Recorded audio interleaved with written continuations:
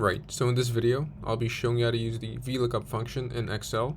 And here we're asked to find the corresponding data related to the employee ID.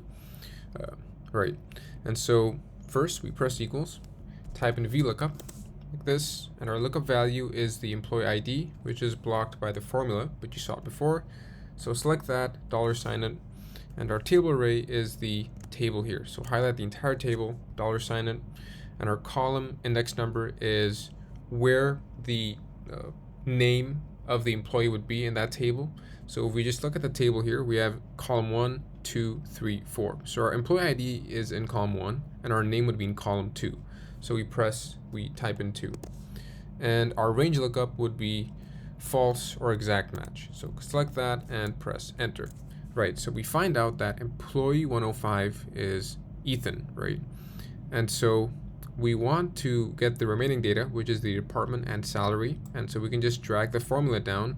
But here, as you can see, it's just the same thing, right? Ethan.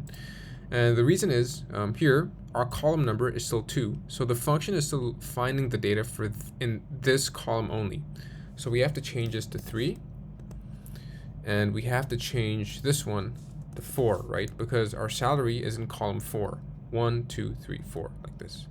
And so we find out that Ethan is in the finance department and makes a salary of $65,000.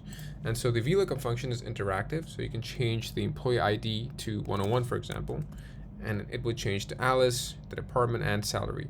Now, if you want to get a bit more clever with this, instead of typing in the columns, you can just type down, for example, 2, 3, 4 here, link it to the first formula. So take this, link it to this cell like this, press enter, and just drag it like this, right? Like this. And so it automatically is linked. It automatically changes to the different columns. Right, so that's it for this video. Thanks for watching.